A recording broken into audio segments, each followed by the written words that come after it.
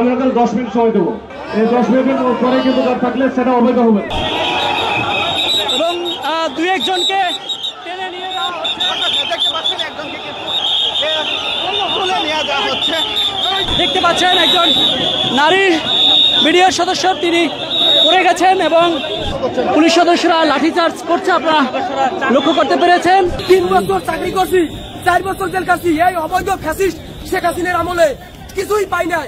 16-17 বছর মিডিয়া এই জুলুমের নির্যাতনের অন্যায় শিকার। আমরা মজলুম মিডিয়া, আমরা কিছুই বলি নাই। আমাদেরকে জোর করে ধরে নিয়ে যাচ্ছে। এর জনগণের কাছে, দেশবাসীর কাছে বিচার দিলাম। আমি ছিলাম রংপুর, ঢাকায়ও ছিলাম না। আমার কেন এরকম করা হয়েছে? এই মুহূর্তে আপনারা যদি লক্ষ্য করেন তাহলে দেখতে পাচ্ছেন যে পুলিশ সদস্যরা, আমরা দেখছি তাদেরকে তাড়িয়ে দেওয়ার চেষ্টা করছে এবং বিডিও সদস্যরা উত্তেজিত অবস্থায় রয়েছে, সেই দৃশ্য আপনারা দেখতে পাচ্ছেন।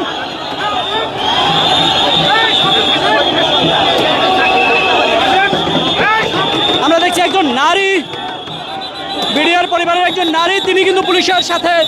বান্ডেল থাকলে প্রতি সেনমানিতে টাকা বাঁচবে। বিকাশ সেনমানি বান্ডেল কিনে জিতুন প্রতি লেনদেনে। তর্ক করছেন, আপনারা যে দৃশ্য দেখতে পাচ্ছেন ইতোমধ্যে একজন নারী রয়েছে,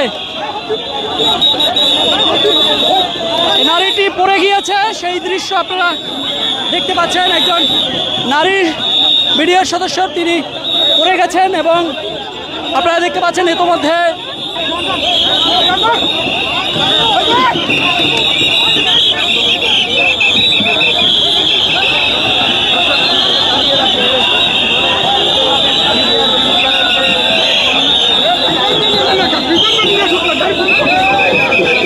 আমরা দেখছি বিডিআর সদস্যদেরকে, সাবেক বিডিআর সদস্যদেরকে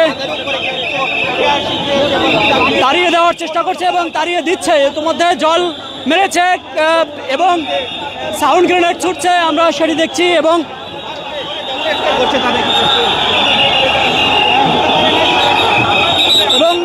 দুই একজনকে টেনে নিয়ে যাওয়া হচ্ছে,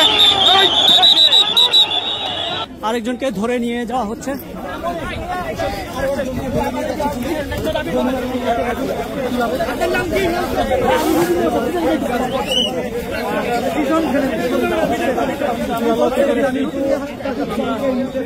আমরা দেখছি বেশ এরকম যাতে করে সামনে থাকতে কিন্তু আমি বলছিলাম যে আপনারা কাজ করেন, আপনাদের হচ্ছে ইয়েটা দেন, প্রতিনিধি দলের নামটা দেন, আমি এখান থেকে পাঠাই দেন। আপনারা যেখানে যাবেন সেখানে চলে যান। ওইখানে মন্ত্রণালয়ে পাঠা দিচ্ছে, মন্ত্রণালয় কথা হয়েছে, কিন্তু ওইখানে কিন্তু আমার সাথে ওইখানে কিন্তু কথা শুনলো না।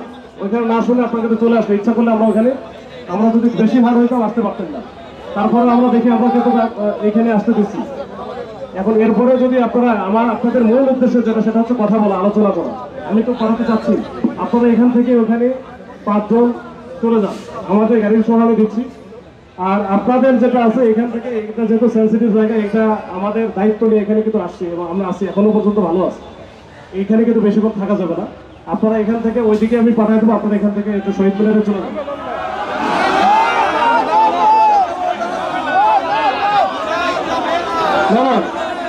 নাহলে আমি এটা যেহেতু অবৈধ সমাবেশ, এখানে 144 জারি করা আছে।